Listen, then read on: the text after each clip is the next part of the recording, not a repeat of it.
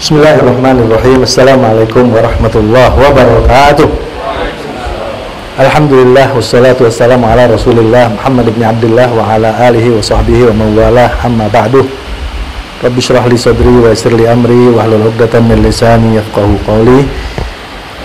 Puji syukur kehadirat Allah Subhanahu wa taala yang hingga hari ini, hingga detik ini masih memberikan kesempatan pada kita untuk menambah ilmu, untuk memperbaiki keimanan dan keislaman kita. Tujuan kita adalah satu, yaitu ridho Allah yang tidak mungkin dicapai kalau tidak dengan ilmu. Ada hadis yang disampaikan, pernah saya baca, man arada dunya fa'alaihi bil ilm. Siapa yang menginginkan kehidupan dunia, dia harus punya ilmu. Man arada al-akhirah fa'alaihi bil ilm, wa man arada huma fa'alaihi bil ilm. Karena siapa yang menginginkan kehidupan akhirat harus punya ilmu, yang menginginkan kedua-duanya juga harus dengan ilmu. Nah, saat ini ilmu ini, masalah rokok ini secara umum memang kurang digemari. Kenapa? Karena begitu banyaknya orang yang merokok. Saat ini datanya ada sama saya, Indonesia ini negara dengan perokok pria terbesar di dunia. Jadi jumlah perokok besar, maksudnya prevalensi ya, kalau dari jumlah perokoknya pasti negara Cina, karena penduduknya 1,4 miliar. Tapi kalau kita lihat prevalensi jumlah perokok dibanding jumlah penduduk, kita terbesar di dunia. Saat ini Pak, 70% laki-laki itu perokok. Jadi 2 dari 3 laki-laki itu perokok. Kalau kita acak gitu ya, ada 100 orang, hampir bisa dipastikan 70-nya merokok, yang 30-nya nggak merokok. Jadi memang kenyataannya begitu. Oke, saya kelihatan mudah-mudahan ya. Ini kenapa saya katakan perilaku kuno yang masih digemari. Pertama, masalah rokok ini sudah selesai. Di negara-negara barat, semua negara dunia, saya katakan sudah selesai. Artinya apa, udah nggak ada orang rokok? Masih ada orang rokok, tapi sudah penanggulangannya sudah maksimal, sehingga tinggal nunggu perokok tuanya mati, perokok penggantinya sangat minim. Artinya perokok yang menjadi substitusi, jadi perokok pemulanya itu ditekan habis. Di sini di Indonesia sampai hari ini, data kemarin 2 hari yang lalu, baru nanti ada slide-nya, itu jumlah perokok remaja kita masih meningkat. 9,1% perokok itu remaja kita merokok, dan itu di usia 10-14 tahun Pak. Rusak banget, karena rokok ini adalah adiktif ya. Rokok ini adiktif, orang yang masuk nggak bisa keluar, sangat-sangat adiktif rokok ini. Oke, jadi saya katakan perilaku kuno, karena di negara lain sudah selesai, jadi sudah ditanggulangi dengan baik. Perokok pemulanya tidak nyaris nol, tinggal nunggu perokok-perokok yang sudah aktif ya, mereka mungkin sakit kemudian berhenti merokok atau meninggal. Nah, tidak ada pertumbuhan perokok baru. Ini seluruh dunia. Saat ini Amerika itu turun drastis, perokoknya turun drastis, di mana negara-negara lain semua turun, hanya kita yang meningkat, hanya Indonesia yang meningkat ya. Jadi perilaku kuno ini maksud saya gitu, karena perilaku kuno ini yang pertama kali merokok itu orang-orang Indian. Siapa yang menemukan rokok itu sebetulnya orang Indian Amerika, orang Indian yang pakai rumbai-rumbai, yang musuhnya koboi di film-film koboi itu yang pertama kali merokok. Mereka sudah merokok sejak ribuan tahun yang lalu, dan rokok mereka ini sudah ritual, bukan rokok komersial, tapi ritual. Jadi tujuan mereka merokok itu untuk memanggil arwah leluhurnya. Kemudian kita menjadikannya komoditas, itu kan aneh gitu. Jadi rokok ini digunakan oleh orang-orang India untuk manggil arwah kerabat mereka atau orang tua mereka. Kemudian ketika Columbus menemukan benua Amerika, Columbus ini melihat orang-orang Indian itu pada ngerokok. Orang Indian pada ngerokok, dia singkat cerita aja, dia mungkin nyoba kecanduan kan.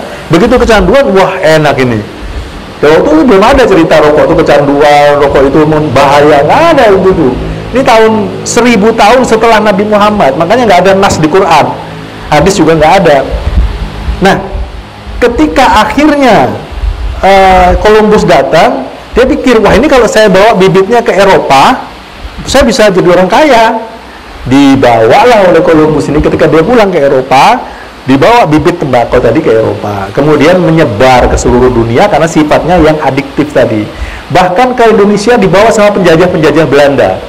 Jadi bibitnya dibawa ke sini, ditanam di sini, hasilnya dibawa lagi ke Belanda sana, ke Eropa. Jadi, tapi akhirnya bocor juga kan, bocor ditanam sama orang di sini, akhirnya ya pada bikin rokok juga di sini.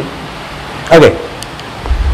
Ini saya selalu mengawali slide saya dengan gambar-gambar ini. Ini orang-orang korban rokok.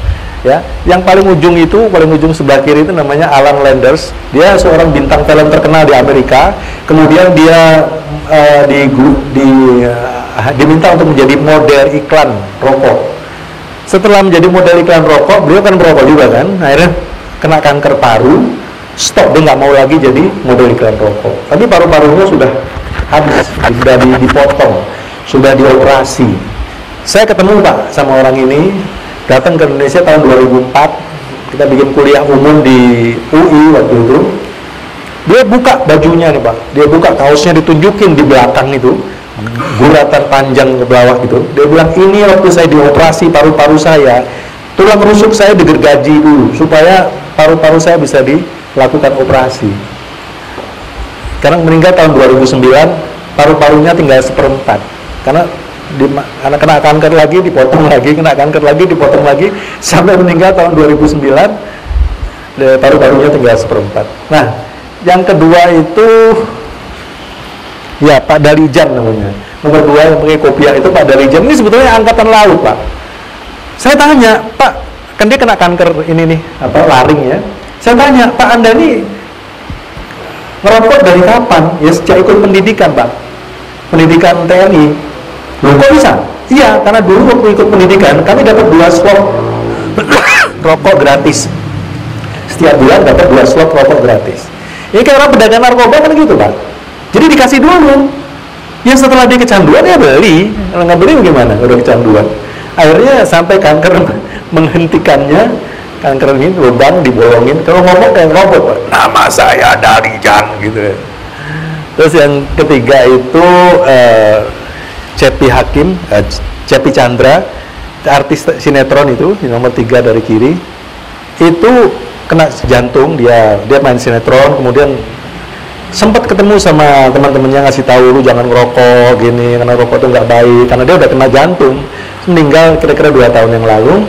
Dan yang terakhir ini namanya Agus, yang sebelah kanan itu, anak muda, masih umur 23 tahun, sudah kena bolong Pak. Saya kaget, karena selama ini yang kena kanker itu udah tua-tua. Ini Budi, sorry, namanya Budi. Ini Budi ini saya tanya, Bud, kamu tuh merokoknya dari kapan? Dari SMP Pak. Terus kena kankernya kapan? SMA. Jadi ke SMA dia udah kena kanker. Ini di lehernya bolong ini. Di lehernya sini itu yang ditutupin pakai kain putih itu bolong sini. Ya. Oke. Nah, kalau masih kurang, ini ada belasan lagi orang-orang terkenal. Di situ ada Profesor Dr. Fuad Hasan. Ya tahu kan, Profesor Dr. Fuad Hasan. Beliau itu kena kanker paru-paru stadium 4. Padahal sudah berhenti merokoknya ya. Berhenti merokok kena kanker bukan berarti berhenti merokok langsung kena kanker, tapi karena kankernya sudah developnya sudah dari lama. Karena dia berhenti, kemudian meninggal karena kanker paru stadium 4. Pak Fuad Hasan. Di sebelah kiri ada Chrisye penyanyi kita. Chrisye itu juga gitu, kena kanker paru stadium 4, meninggal karena kanker paru stadium 4, dan dia perokok berat. Dan dia waktu sakaunya, waktu menjelang meninggal itu sampai berhalusinasi gara-gara rokoknya itu. Kemudian yang di tengah itu bawa kayak handphone gitu, itu Pak Zainuddin, dia nggak ngerokok Pak, perokok pasif, kena kanker juga, bolong sininya, padahal nggak ngerokok. Kemudian ada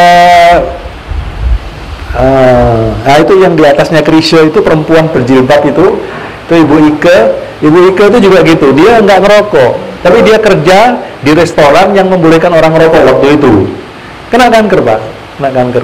Jadi ini halak ya, pembasmian etnis kalau saya bilang ini. Kalau dibiarkan ini kan mati semua orang-orang ini. Karena di saat ini Indonesia negara satu-satunya negara yang masih membiarkan. Artinya peraturan tentang rokok ini sangat lemah sekali. Seluruh dunia 186 negara sudah meratifikasi konvensi pengendalian rokok yang namanya FCTC. Indonesia satu-satunya negara yang tidak meratifikasi. Dengan jumlah prevalensi merokok terbesar di dunia. Kalau ngomong jumlah, pasti Cina yang nomor 1 karena jumlahnya penduduknya kan 1,4 miliar. India nomor 2 karena penduduknya 1,1 miliar. Lah Indonesia penduduknya cuma 250-260 juta jadi nomor 3. Itu aneh sekali gitu. Ya itulah. Nah, masih banyak lagi, saya nggak perlu ceritakan semua, tapi ini contoh, ini bukti orang-orang terkenal yang meninggal karena penyakit akibat rokok. Bahkan di situ ada 3 iklan, model iklan rokok Marlboro yang di kanan atas, pojok kanan atas itu McLean, itu juga meninggal karena kanker paru. Banyak sekali ya. Kalau yang tidak terkenal lebih banyak lagi tentunya. Ini hanya yang terkenal saja supaya bisa jadi ibroh. Tapi yang tidak terkenal banyak, tukang beca, tukang nelayan. Ya, nanti saya jelaskan lagi. Nah, ini kita sering dengar kata-kata kebiasaan merokok. Nah, mulai sekarang tolong diganti. Jangan digunakan kata kebiasaan. Karena merokok ini bukan kebiasaan, Pak. Merokok itu karena kecanduan, titik. Kalau mau digunakan mungkin perilaku, bukan kebiasaan ya. Perilaku merokok itu memang perilaku destruktif ya. Nah, tapi bukan karena kebiasaan, bukan. Kalau kebiasaan tuh misalnya kebiasaan buruk ya, misalnya kebiasaan buruk tuh misalnya suka ngupil ya, suka gigitin kuku ini sering anak perempuan ya. Ini mudah dihilangkan. Kebiasaan tuh mudah dihilangkan. Ada lagi SMS-an sambil nyetir, ini kebiasaan buruk. Dia begitu kena efek buruknya, langsung selesai, langsung berhenti dia. Jadi begitu naik mobil ada SMS-an, nabrak, kubrak, langsung dihilang tuh, udah kapok dia. Itu anak yang gigitin kuku tadi, begitu sakit perut, dibawa ke dokter, kata dokter ini karena kuman yang masuk dari kuku yang kamu gigit itu. Berhenti, selesai, nggak pernah gigitin kuku lagi. Karena itu kebiasaan buruk yang berbahaya dan dia sudah merasakan efeknya. Ya. Nah, semua yang kebiasaan mudah diubah. Tapi kalau rokok bukan kebiasaan, tapi kecanduan ya. Ini orang sampai tua sekali masih merokok. Ini anak-anak SMP sudah pada merokok. Bahkan di angkot pun mereka merokok. Anak-anak muda nih masih 17 nggak sampai 17 ini SMP. SMP itu ya umur 14, 13 ya. Ini SMP. Ini SD, Pak. Ini SD namanya Ilham dari Sukabumi. Ini mungkin TK barangkali ya. Kelihatan nggak itu anak ibunya nyusuin adiknya di situ, anak kakaknya merokok di sebelah kiri itu. Ya, kelihatan ya? Itu luar biasa. Itu sudah merokok itu, ya. Ada yang lebih parah lagi nih. Ini apa ya? Nggak masuk akal gitu loh. Ada anak bayi belum setahun ini kelihatan dari umurnya dijejelin rokok sama ibunya, difoto, diupload di Facebook. Benar-benar mungkin nggak ada nalar gitu loh. Apa perlunya anak dibiarin merokok, disuruh merokok, difoto, diupload di Facebook? Bangga gitu ya? Bagaimana? Ya, luar biasa. Ya, ini perempuan, Pak. Sekarang ini perempuan merokok itu semakin banyak karena perempuan itu sekarang menjadi target utama industri rokok. Kenapa? Karena di negara-negara Eropa perokok laki dan perokok perempuan tuh hampir sama jumlahnya. Jadi katakanlah misalnya 60-40 atau 55-45 gitu ya, jumlah perokok perempuan dan laki-laki itu hampir sama. Kalau di Indonesia itu ada hikmahnya karena ada apa nyebutnya ya? Ada stigma perempuan yang merokok itu perempuan nakal, perempuan bina, perempuan yang jadi mereka rem gitu. Tapi begitu kecanduan ya selesai. Sekarang ini Pak, jumlah perokok perempuan di Indonesia ini meningkat 300% dalam 10 tahun. 10 tahun terakhir ini perokok perempuan itu meningkat 300%, dari 1,7 ke 5,2. Sekarang mungkin meningkat lagi sudah. Oke, nah, kenapa dengan model-model iklan ditampilkan perempuan-perempuan cantik, pakai pakaian yang keren gitu ya. Ini membuat perempuan-perempuan itu menganggap kalau merokok kayak gini, bodinya slim ya. Ya aneh lah pokoknya. Itu yang membuat, karena di sini nggak ada aturan, Pak. Kalau di negara lain sudah nggak ada iklan rokok. Seluruh dunia nggak ada lagi iklan rokok ini. Ada negara-negara yang mungkin Anda pernah dengar, negara Andorra, mungkin negara Andorra, Vatikan itu kan sudah sangat kecil sekali, mungkin sekelas kecamatan di sini. Kemudian ada Lisetin itu negara kecil semua. Kita negara terbesar dengan jumlah perokok termasuk yang tertinggi di dunia, tanpa aturan, tanpa regulasi. Sekarang tadi FCTC itu sudah diratifikasi oleh 186 negara. Kita satu-satunya negara di Asia Raya yang tidak meratifikasi. Makanya perokok perempuan itu meningkat karena iklan rokok masih boleh. Karena di negara lain nggak boleh. FCTC itu ada 4 hal. Pertama, harga rokok harus mahal. Kedua, iklannya dilarang total. Iklan promosi, sponsorship, nggak boleh. Yang ketiga, kawasan tanpa rokok ditegakkan. Nggak boleh merokok di sini, nggak boleh merokok di sini, harus merokok di tempat merokok. Nah, itu ditegakkan benar. Di Singapura itu, Pak, kalau ketahuan merokok, 5 juta dendanya, Pak. Dan itu ditegakkan. Bukan main-main. Tegakkan. Waktu saya diundang ke Bukit Tinggi, itu ada kepala dinasnya atau pejabat tuh cerita ke saya ini pernah ngajak staf saya ke Singapura. Sampai di Singapura sudah saya kasih tahu, saya biayain semua hotelmu, transportasi, semua saya biayain. Tapi kalau kamu merokok di sana, ketahuan, maksudnya ketangkep, kamu bayar sendiri dendanya, saya nggak mau bayarin. Itu sore sudah minta pulang ke Batam. Padahal rencananya mau nginep, mereka nggak tahan. Jadi sore udah minta pulang ke Batam supaya bisa ngerokok di Batam. Nah, itulah dahsyatnya ya. Oke. Iklan-iklan rokok yang menunjukkan perokok perempuan itu slim, cantik, ya padahal nggak ada yang benar sama sekali. Ya, lanjut pertumbuhan perokok tadi saya udah katakan terakhir 10 tahun terakhir 300%, luar biasa. Karena ini banyak perempuan-perempuan, apalagi berjilbab, Pak. Banyak ibu-ibu berjilbab. Saya pernah di restoran Ampera di Bandung itu, saya lihat kok ada asap rokok di sana kemana? Saya lihat di belakang tembok itu ibu-ibu berjilbab semua, arisan di situ, pada merokok semua. Luar biasa. Nah, semua orang di dunia ini merokok karena kecanduan. Titik. Nggak ada sebab lain, Pak. Awalnya gagah-gagahan, koboi-koboian, ya. Mungkin diciptakan image oleh industri rokok melalui iklan-iklan rokok, tapi mereka setelah masuk ya udah nggak bisa keluar, ya. Jadi udah nggak gagah-gagahan lagi. Tengah malam buta di rumah sendirian dia ngerokok. Mau siapa yang mau ngeliat gitu? Siapa yang mau lihat dia keren, ya? Nah, kecanduan ini gimana? Anda lihat ini, gambar ini. Ini adalah asap rokok yang saya tiupkan ke tisu. Kelihatan ya? Ini asap rokok, jadi saya hisap satu hisapan tanpa saya serap ke dalam, hanya tahan di mulut saja. Saya tiupkan ke tisu, jadinya seperti itu, hitam-hitam gitu dia di tisu itu, ya. Itulah tar dan nikotin. Kandungan utama dalam sebatang rokok itu ada 3, nikotin, tar, dan karbon monoksida. Kenapa ada karbon monoksida di situ? Karena rokok itu dibakar, semua yang dibakar menimbulkan zat atau gas karbon monoksida. Di mobil ada pembakaran di ruang mesin, maka yang keluar dari knalpot adalah karbon monoksida. Karbon monoksida ini bisa bikin orang mati seketika kalau dia dalam jumlah yang banyak terhisap. Misalnya di mobil berduaan, ada kebocoran masuk di kabin, bisa langsung mati itu. Banyak kasus di Ancol itu duduk-duduk berdua di mobil, total paginya ketahuan udah mati dua-duanya. Mati lemes, Pak. Nah, tapi kalau rokok enggak, dia hisap, masuk ke dalam paru-paru. Kemudian dia tetap juga itu berbahaya karena dia itu karbon monoksida itu dia mengikat hemoglobin darah puluhan kali lebih kuat daripada oksigen, sehingga oksigennya kalah.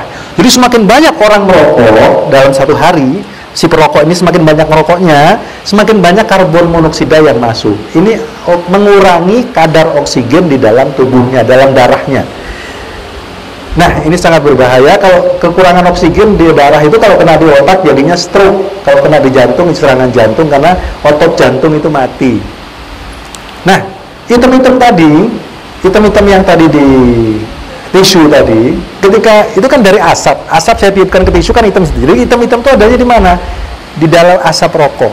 Nah, ketika orang merokok itu disap, asap rokoknya masuk ke dalam paru-paru, maka ini akan ikut masuk. Itu kan saya tiupkan ke tisu. Kalau dimasukin ke dalam tubuhnya, serap masuk ke dalam paru-paru. Nah, Paru-paru kita ini diciptakan Allah untuk merangkap udara yang kita ambil oksigennya. Tujuan kita sekarang ini kita semua bernapas di sini, Pak. Ya, kita bernapas ini memasukkan oksigen ke dalam paru-paru kita, kemudian oksigen itu ditransfer ke aliran darah, dipompa oleh jantung ke seluruh tubuh. Seluruh tubuh kita membutuhkan oksigen. Otak ini, Pak, kalau 5 menit saja nggak dapat oksigen sama sekali, mati. Orang yang kecebur di kolam, kenapa dia mati? Karena ketika dia di kolam itu dia nggak bisa bernapas. Ketika dia glugup ketenggelam, maka habis air masuk ke dalam paru-paru, selesai, mati dia. Karena nggak bisa berenang. Nah, itu orang yang merokok itu juga begitu. Ketika masuk oksigen karbon monoksida tadi, nikotin, tar, semua itu masuk diserap ke aliran darah. Seperti oksigen itu masuk ke paru-paru, diserap ke aliran darah. Sama, nikotin, tar, karbon monoksida termasuk oksigen tadi semua diserap ke aliran darah.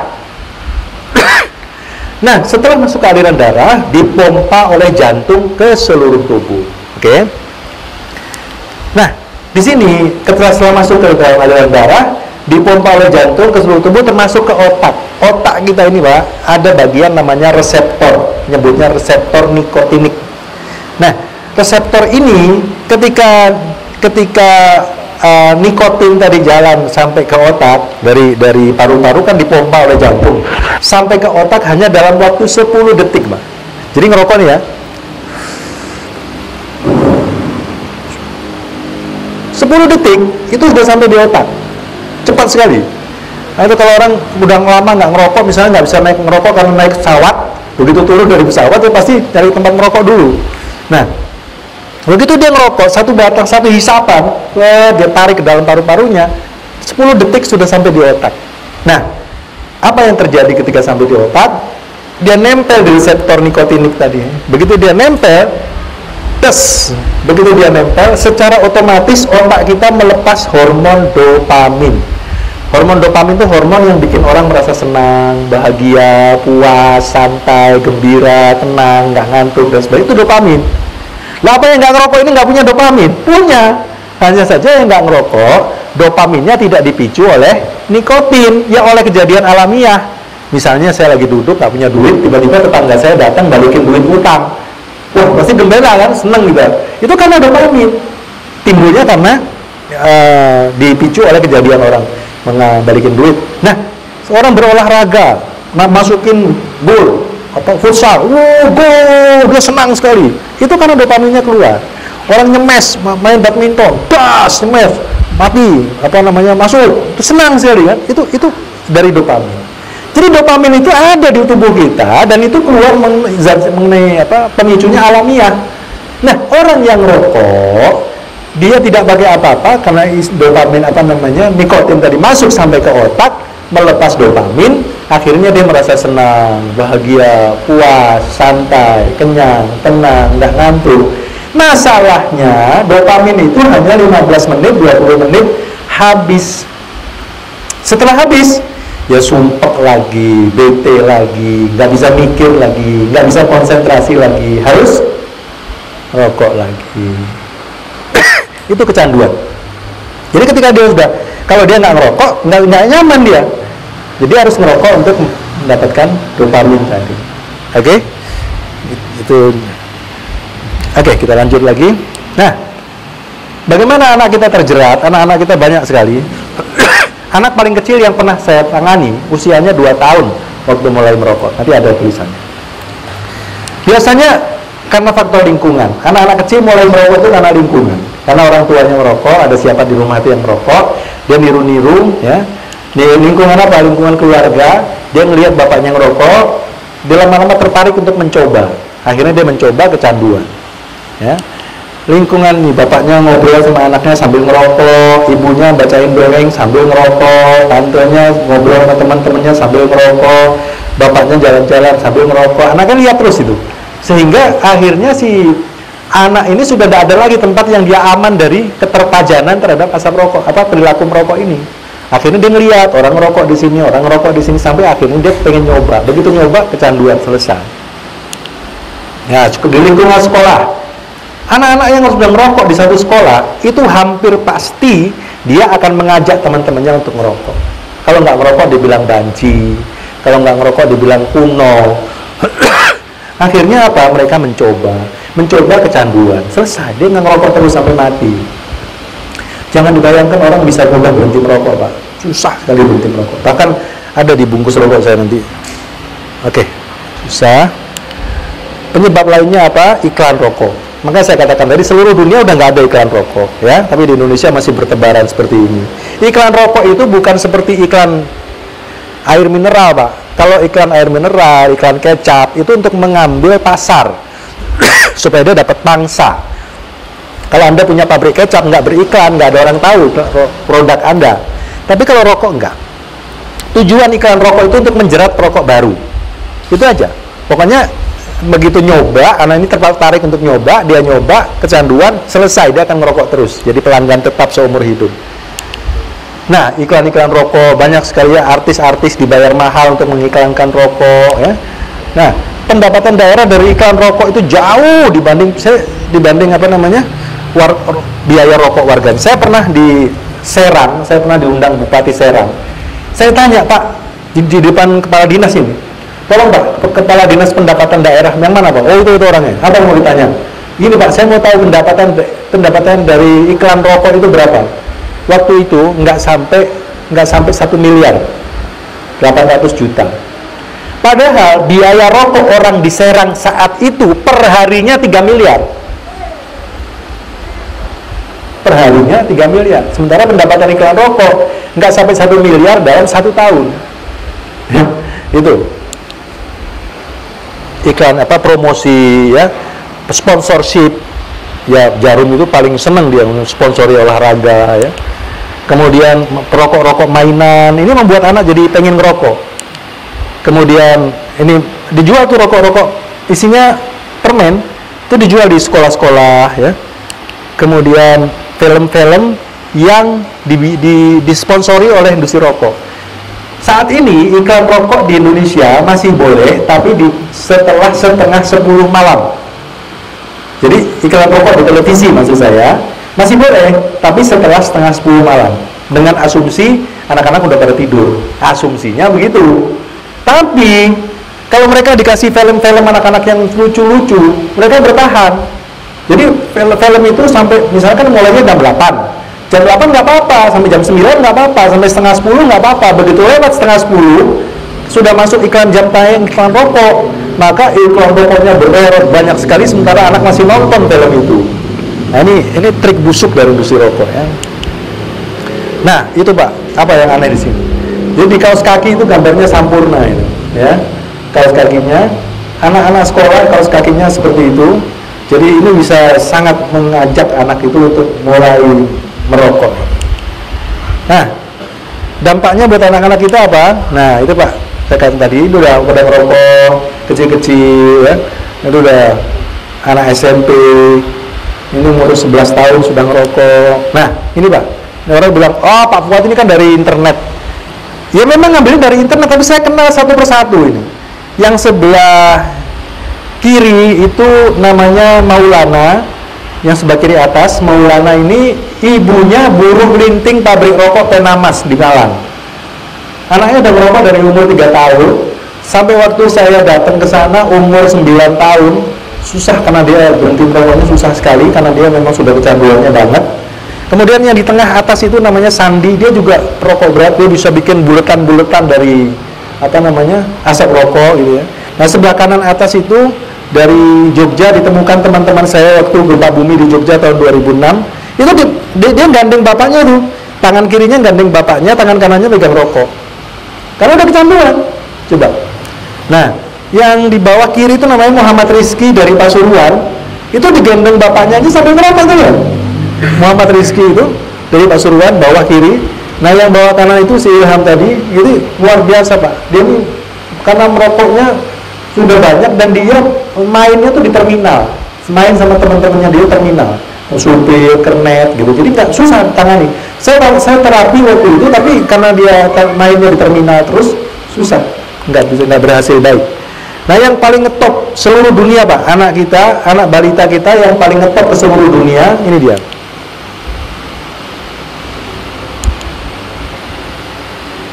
Ini Pak, ini anak umur 2 di gambar ini, dia umur 2,5 tahun sudah ngerokok 3 bungkus sehari Pak. Bapaknya nelayan dan ngerokok 3 bungkus. Gimana ceritanya umur 2,5 tahun kok sudah ngerokok 3 bungkus? Saya tanya sama ibunya langsung waktu konferensi pers, dia dikirim ke Jakarta ditangani oleh Kak Seto, sudah berhenti. Saya tanya sama ibunya, Bu, kalau anak ibu ini umur 2,5 tahun sudah ngerokok 3 bungkus, mulai ngerokoknya teh umur berapa? Dengan santai ibunya bilang, sejak umur 11 bulan. Nggak masuk akal kan? Nggak masuk akal anak umur 11 bulan kok bisa merokok. Memang itu terjadi itu. Karena dia dari kecil sudah melihat bapaknya merokok, terus tiap hari melihat ibunya ngerokok, bapaknya ngerokok. Ketika dia umur 11 bulan, mulai bisa berdiri, rokok bapaknya di atas meja itu terjangkau. Dia ambilnya itu rokok, dihisap. Orang tuanya ngelihat itu, nggak ngerti, nggak punya ilmunya, dibiarin. Ih, lucu, anak kecil merokok. Begitu dia sudah kecanduan, nggak bisa berhenti. Kalau nggak dikasih rokok, palanya jedot-jedotin ke tembok. Itu namanya Aldi Riza dari Musi, Banyuasin, Sumatera Selatan. Ini pasien yang paling kecil yang pernah saya terapi, namanya Caca dari Payakumbuh, Sumatera Barat, yang saya bilang tadi umurnya mulai umur 2 tahun. Ini Fadil juga di Payakumbuh, dia merokok waktu umur 7 tahun, ini umur 7 tahun, dia udah merokok dari umur 3,5 tahun. Saya tanya, Fadil, kamu bukannya mestinya sekolah? Iya Pak, nggak enak di sekolah nggak bisa ngerokok. Luar biasa ya. Ini galang dari Indramayu.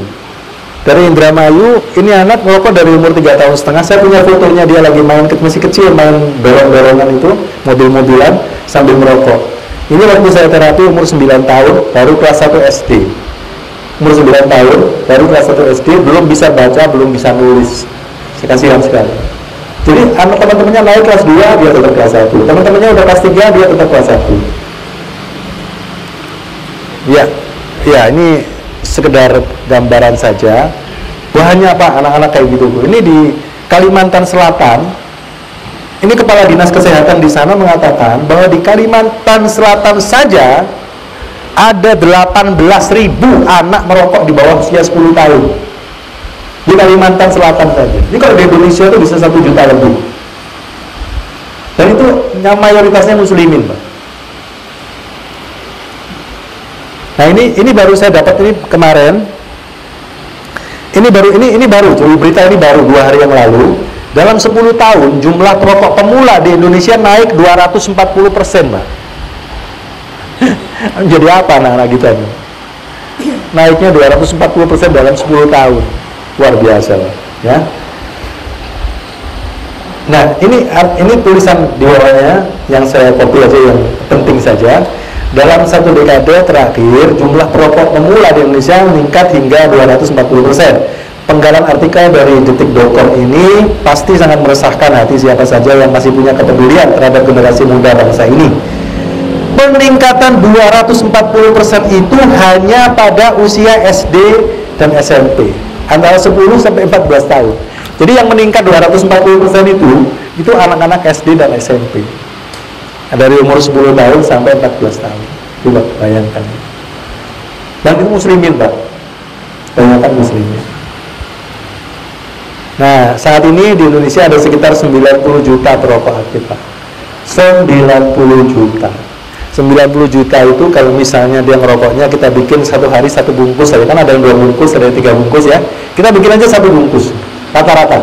Ada yang setengah bungkus, tapi kita bikin 1 bungkus. Harganya kita nggak usah jauh-jauh, kita kasih harga 15.000.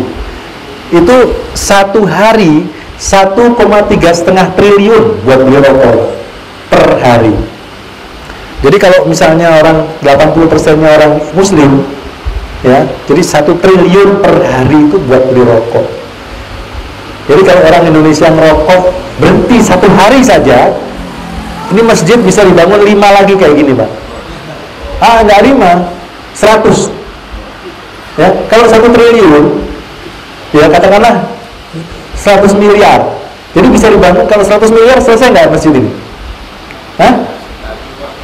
Masjid ini selesai nggak 100 miliar? Nggak sampai kan?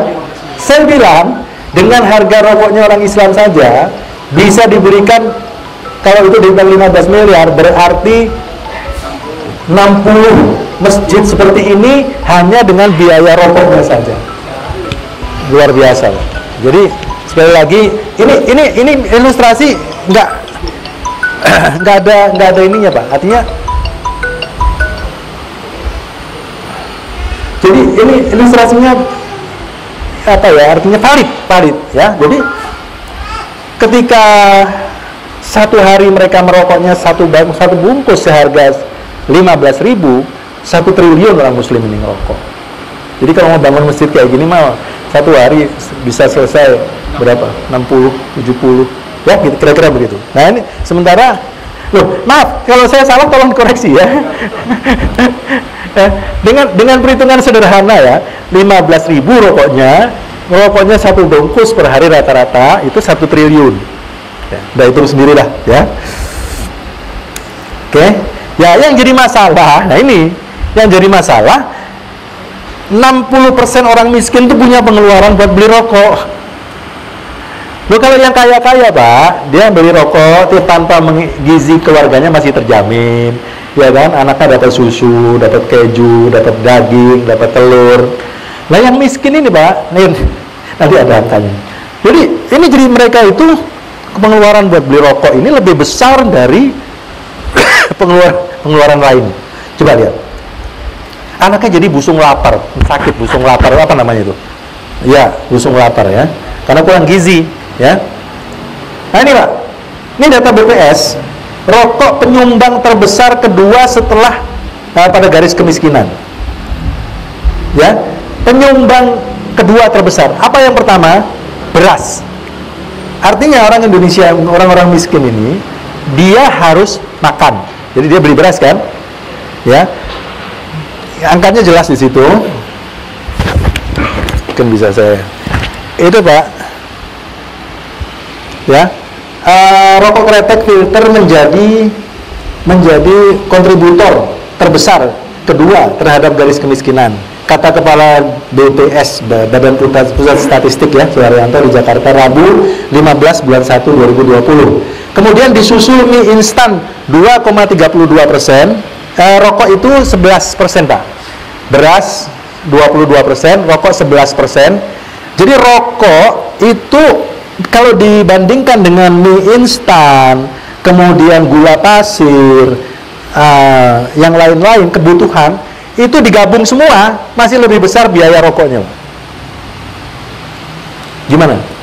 Ya bagaimana anaknya nggak kena busung lapar, gizinya susunya diganti air tajin katanya.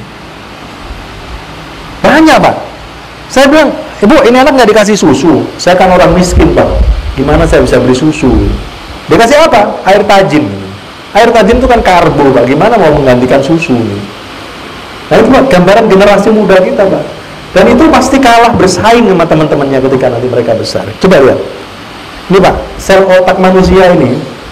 Sel otak manusia ini, kalau kita buka otak kita ini, kepala kita dibuka, itu sel otak kita itu ada 100 miliar sel. Sel otak kita manusia dewasa itu 100 miliar, kira-kira 100 miliar sel.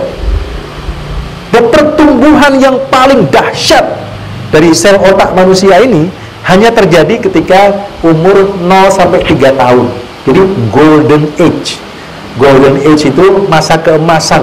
Anak-anak itu pertumbuhan sel otak yang paling dahsyat itu hanya di usia 0 lahir sampai 3 tahun. Setelah itu masih tumbuh tapi tidak maksimal, tidak banyak. Tapi yang paling dahsyat itu umur 0 sampai 3 tahun. Nah, syaratnya mereka harus dapat gizi yang baik. Lah kalau air susunya diganti air tajin, makannya cuma tempe sama garam, bagaimana mereka akan tumbuh sel otaknya? Kalah sama teman-temannya Pak. Untuk tumbuh sel otak yang dahsyat itu perlu gizi yang baik dan perlu tidur yang maksimal. Kalau anak bayi itu sampai 3 tahun tidurnya baik, pertumbuhan sel otak yang paling dahsyat itu ketika tidur Pak. Jadi kalau tidurnya nggak, mungkin orang miskin nggak punya AC misalnya, Susah kan, mereka panas, nggak tidurnya, kualitas tidurnya nggak bagus. Jadi pertumbuhan sel otaknya juga nggak maksimal. Kalah Pak sama teman-temannya yang lain. Ya, dan ini gambaran muslimin di Indonesia seperti ini.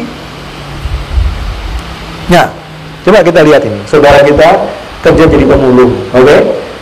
Saya tanya, Bang, berapa kau dapat satu hari pemulung sama? Bukan ini tadi saya orang lain. Saya tanya, berapa satu hari kau dapat ngumpulin kertas plastik begini? 50.000 Bang. Jadi dia dapat plastik itu, dia kumpulin, dia bersihkan, dia jual ke pengepul 50.000. Nah kalau dia ini ngerokok sambil jalan aja ngerokok, iya itu gambarnya, sambil jalan aja ngerokok, itu hampir bisa dipastikan rokoknya 2 bungkus Bang.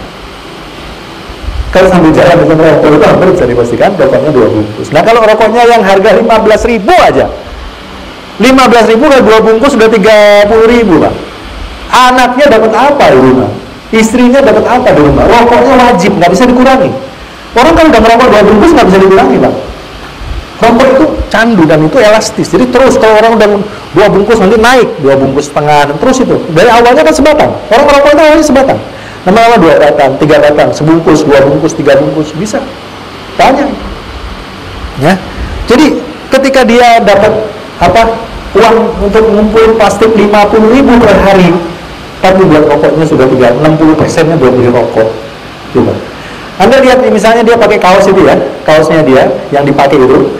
Dia nggak punya lagi, bisa aja dia misalnya pagi dipakai sampai siang, sore, malam dicuci, pagi dipakai lagi, masalah nggak buat dia?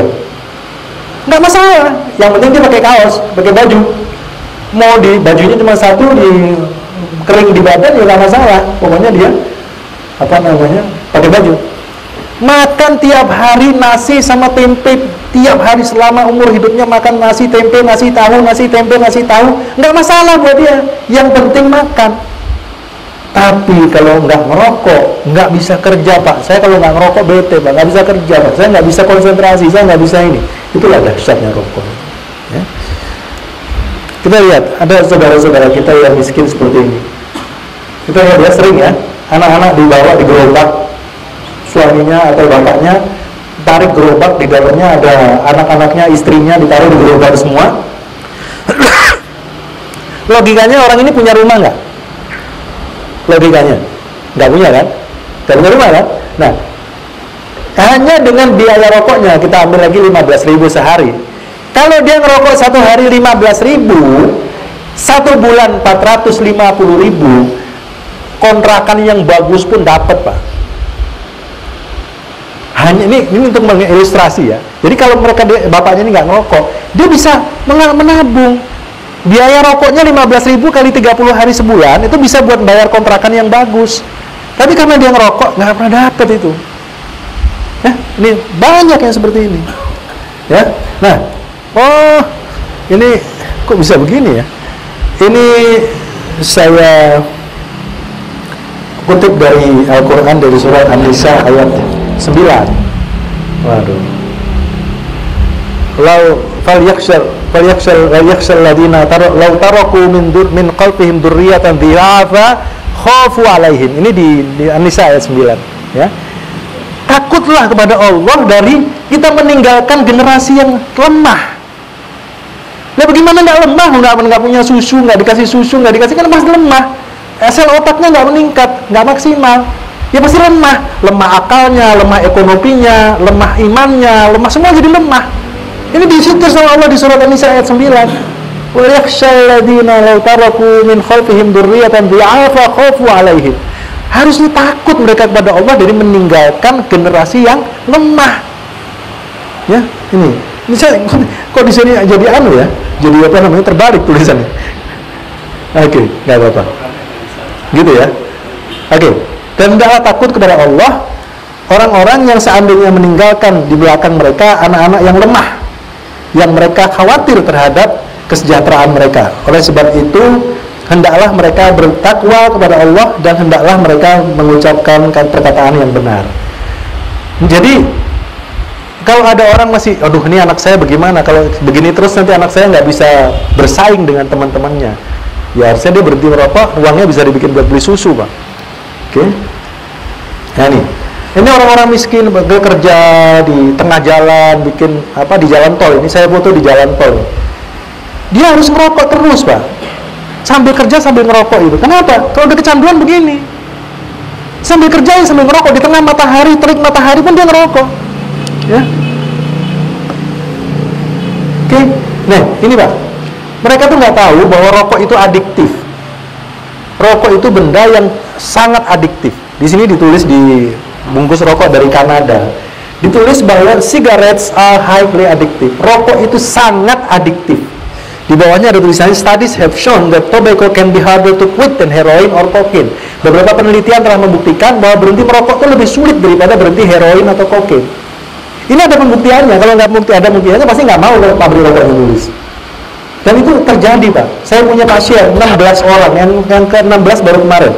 16 orang mengatakan, Pak, saya dulu pengguna narkoba, tapi saya bisa berhenti dari semua itu tanpa terapi, tapi rokok saya nggak bisa, Pak. Itu dahsyatnya rokok. Ya.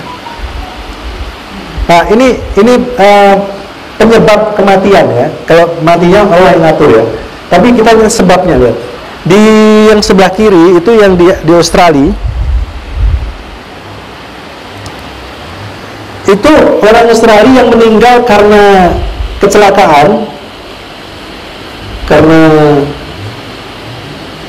pembunuhan 203 orang, yang meninggal karena narkoba 863, yang meninggal karena kecelakaan mobil motor 1731, yang meninggal karena alkohol, penyakit akibat alkohol 2831, yang meninggal karena penyakit akibat rokok itu 19.000. Jangan dilihat jumlahnya, Pak, itu jauh lebih, 10 kali lipat lebih. Tapi kita lihat perbandingannya, ya. Itu yang karena rokok itu kalau digabung, yang lain-lain digabung belum sama rokok ini, yang penyebab kematian akibat rokok. Nah, ini yang sebelah kanan itu di Amerika. Yang sebelah kiri itu dari AIDS, kemudian dari alkohol, kemudian dari narkoba, kemudian dari bunuh diri, dan yang terakhir yang paling tinggi itu dari rokok. Itu di Amerika. Di Amerika, di Australia, semua kayak gitu. Gimana di sini? Nah, tapi sekarang mereka sudah menikmati turunnya rokok itu sudah kelihatan, ya. Sudah. Kalau kita masih meningkat terus. Jadi pabrik rokok masih aman. Nah, apakah aktivitas merokok hanya berbahaya bagi perokoknya saja? Tidak. Dia akan bahaya bagi orang lain yang di sebelahnya. Namanya perokok pasif, mungkin kita pernah dengar ya. Tadi asap rokok tadi, ketika saya tiupkan ke tisu, dia jadi hitam, ya. Jadi hitam. Jadi apa yang di dalam asap rokok itu, ya hitam-hitam itu tadi. Jadi kalau ada orang merokok di dalam rumah, itu anak istrinya semua menghisap hitam-hitam itu ke dalam paru-parunya. Itulah bahayanya merokok pasif. Ya. Nah, orang itu udah keplepek, udah mau mati aja orang masih nggak peduli, Pak. Ya. Anak-anak ya di rumah dia kena asap rokok itu. Ya. Nah, ini asap rokok yang dihisap ya. Kalau orang hisap, dilepas seperti itu. Ini kita nyebutnya asap mainstream. Mainstream itu arus utama. Itu adalah asap rokok yang keluar dari mulut orang yang merokok. Berikutnya, ini adalah asap rokok yang keluar dari ujung rokok yang menyala. Jadi kalau kita merokok, ini rokok kita hisap, kan menyala terus kan? Asapnya keluar terus kan? Kita ngisap, kita lepas, asapnya keluar terus. Nah, bisa dibayangkan orang yang perokok pasif ini, dia bukan hanya mendapatkan asap dari yang keluar dari mulut orang itu, tapi juga asap yang keluar dari ujung rokok yang menyala. Orang saya suka tanya, Pak, mana lebih berbahaya? Yang ini atau yang ini? Kalau yang ini,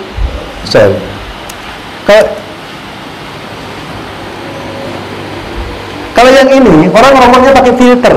Jadi ketika dia tarik, dihisap, sebagian racunnya sudah nempel di filternya rokok itu. Ya, ada gambar filternya kan. Nah, sebagian racunnya nempel di filter, baru dihisap masuk ke dalam paru-parunya, sisanya dibuang. Tapi kalau yang ini masih murni lah. Asap yang keluar dari ujung rokok yang menyala ini masih murni, masih banyak, masih pekat. Nah, yang jadi masalah, perokok pasif itu menghisap dua-duanya. Dua-duanya, yang dari ujung rokok menyala dia hisap, yang dari mulut orangnya juga dia hisap. Itu yang bahayanya perokok pasif ini. Ya. Oke, ini yang saya bilang tadi, kalau saya tiupkan ke tisu seperti ini. Itu yang dihisap oleh anak-anak kita, istri kita kalau kita ngerokok di dalam rumah.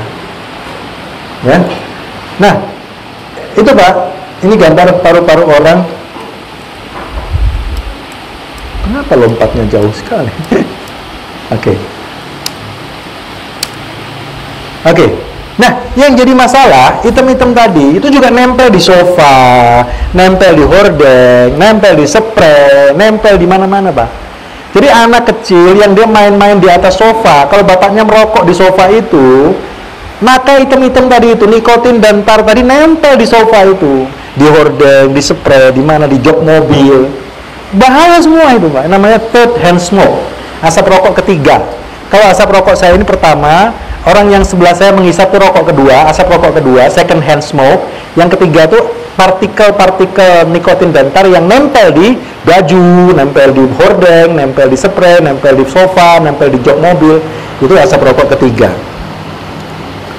Oke, hal buruk lainnya apa? Merokok itu membuat orang cepat tua, Pak. Kelihatan tua, bukan cepat tua, tapi lebih kelihatan cepat tua. Karena dia mengurangi asupan vitamin C, Pak. Jadi gizi kita itu dipakai oleh nutrisi yang kita makan sehari-hari itu digunakan oleh tubuh kita untuk menanggulangi efeknya rokok. Jadi orang itu kurang vitamin yang bagus sehingga dia cepat kelihatan tua. Ini buktinya, Pak.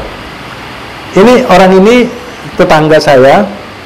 Yang sebelah kiri itu anak paling kecil, dia perokok. Yang sebelah kanan itu anak paling tua, tidak merokok. Kelihatan banget ya bedanya. Yang sebelah kiri itu perokok, anak paling kecil. Yang sebelah kanan itu anak paling tua, tidak merokok. Beda. Di gigi juga gitu. Paling buruk itu dari rokok, yang hitam-hitam itu, ya. Banyak. Ini orang yang ini dia tidak diabetes, dia tidak apa, tapi giginya habis, Pak. Dia udah merokok selama 45 tahun. Nah, kalau nggak merokok giginya bagus. Nah, ini paru-paru orang yang tidak merokok, Pak. Ini gambar paru-paru orang yang tidak merokok. Kalau yang merokok kayak gini, Pak. Jadi ini apa hitam-hitam ini? Ya tadi itu, yang di tisu tadi itu. Nah, dia masuk 600 kali sehari, Pak. Ya kalau orang merokok sebungkus, 20 batang. Rokoknya satu kali 30 kali, satu batang 30 kali hisapan. 30 kali 20 batang, 600 kali dia masukin itu ke dalam paru-parunya. Itu kalau merokoknya sebungkus. Yang 2 bungkus, yang 3 bungkus. Ini masuk ke dalam, dan itu setelah 20 tahun, 30 tahun seperti ini. Ya, dan itu nggak bisa dibersihkan, Pak. Ya. Nah, itu yang di sebelah kiri itu, kalau kita ngerokoknya pakai filter, nyangkut itu nikotinnya di situ. Nah, itu yang masuk ke tubuh kita. Nah, sekarang kita bicara tentang berhenti merokok. Berhenti merokok adalah berhenti mengasup nikotin. Jadi, saya selalu mengatakan bahwa semua orang di dunia ini merokok karena kecanduan. Kecanduan apa? Kecanduan nikotin. Jadi untuk berhenti merokok gimana? Ya jangan ngerokok. Jadi misalnya ada jamaah di sini datang ke rumah saya, Pak, saya mau berhenti merokok. Saya bisa bilang, kamu pulang aja, nggak usah saya terapi. Kamu jangan ngerokok 1 bulan, saya jamin berhenti. Karena ketika otaknya dia bisa meninggalkan rokok selama 1 bulan, pengaruh nikotin di otak itu akan hilang. Nah, ketika pengaruh nikotin sudah hilang, udah nggak pengen merokok lagi. Itu. Karena udah ditahan kan, nggak ada, ya itu membiasakan hidup tanpa nikotin 1 bulan. Jadi orang bisa bertahan tidak merokok itu bisa berhenti. Nah, ketika seorang perokok bisa bertahan untuk tidak merokok, maka pengaruh nikotin di otak akan berangsur-angsur hilang. Semua bentuk terapi sifatnya hanya membantu, memudahkan seseorang untuk mudah bertahan tidak merokok. Karena kalau di terapi itu, Pak, rokoknya jadi pahit, nggak enak, mual, muntah. Jadi dia bisa bertahan lebih mudah untuk tidak merokok. Kalau nggak di terapi, rokoknya nikmat terus, enak terus. Di dalam perasaannya dia, rokoknya enak terus. Jadi susah. Tinjauan dari sisi syariat. Nah, tidak ada nas yang menjelaskan rokok secara eksplisit dalam Al-Quran, dalam hadis nggak ada, Pak.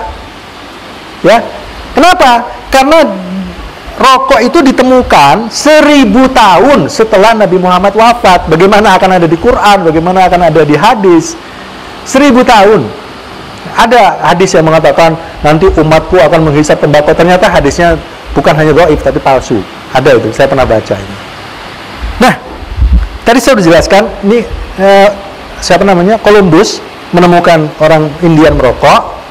Itu tahun 1590 kira-kira. Kemudian dibawa itu ke Eropa, menyebar ke seluruh dunia. Jadi ditemukannya itu 1000 tahun setelah Nabi Muhammad. Jadi nggak ada nas yang mengatakan rokok gitu, nggak ada. Di Quran, di hadis nggak ada.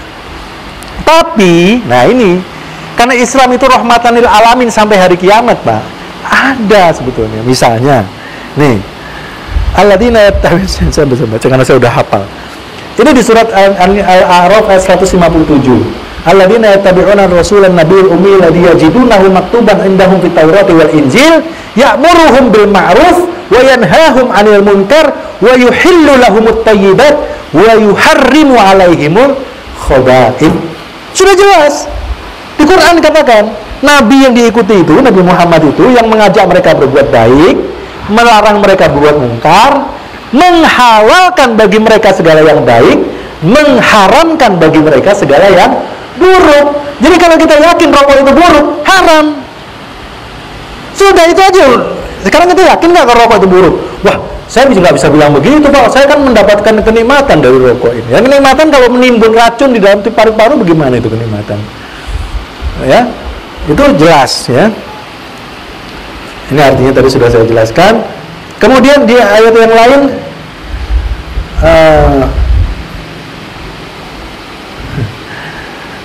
wala tulqu bi aidikum ila tahlukah. Ya, ini di ya. Wala tulqu bi aidikum ila tahlukah. Hah? Ya. Wahsinu innallaha yuhibbul muhsinin. Betul. Nah, wala tulqu bi aidikum ila tahlukah, jangan kau campakkan dirimu ke dalam kebinasaan. Yang merokok ini kanker, serangan jantung, potensi semua, apa bukan kebinasaan itu?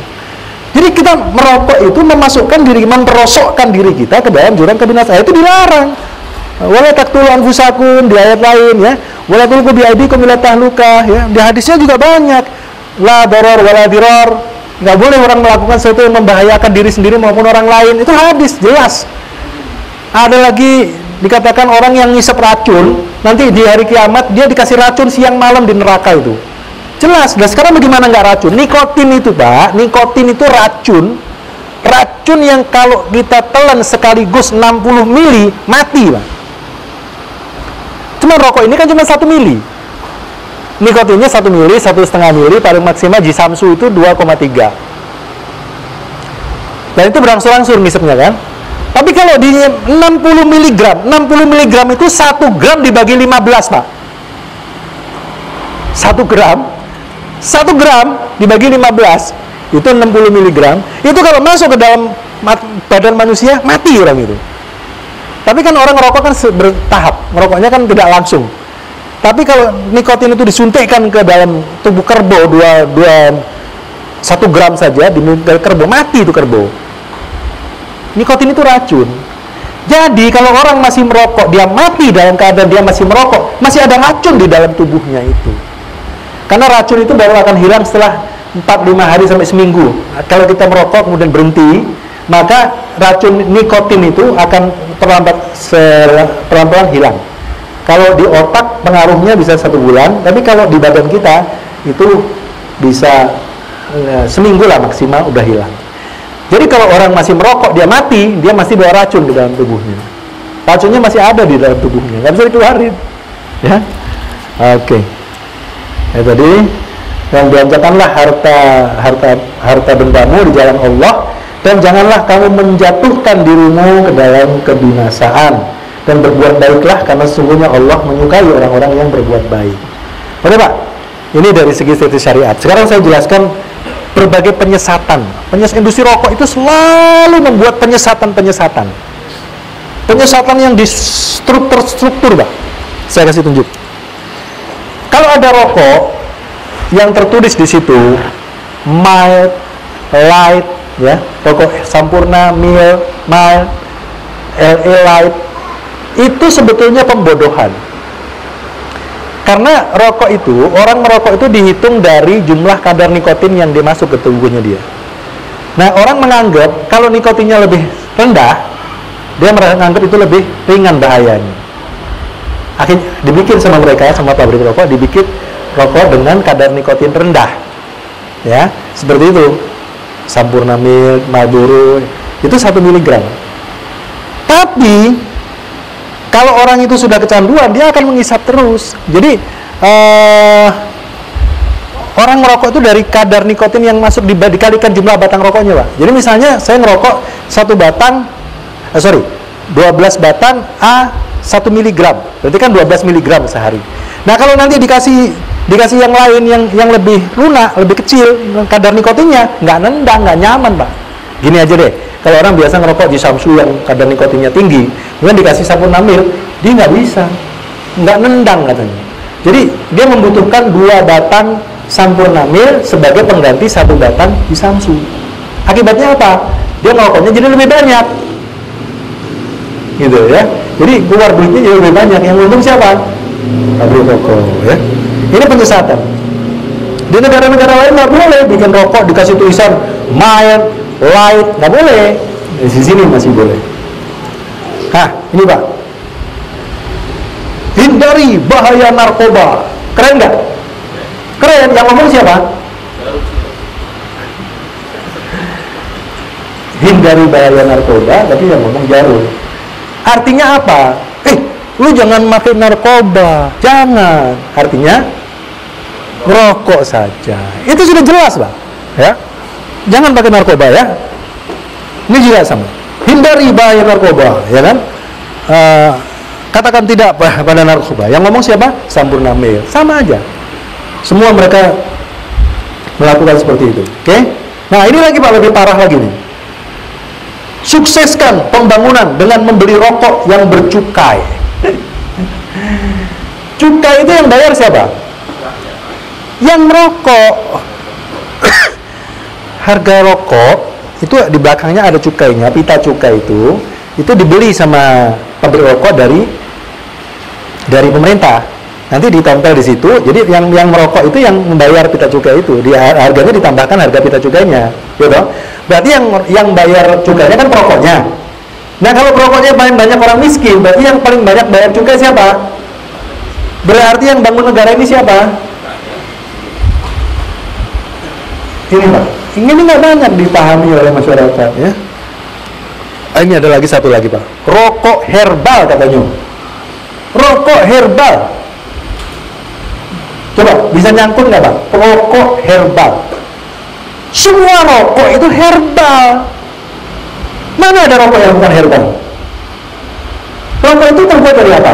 Bahan utamanya apa? Tembakau. Tembakau tanaman bukan? Cengkehnya tanaman bukan?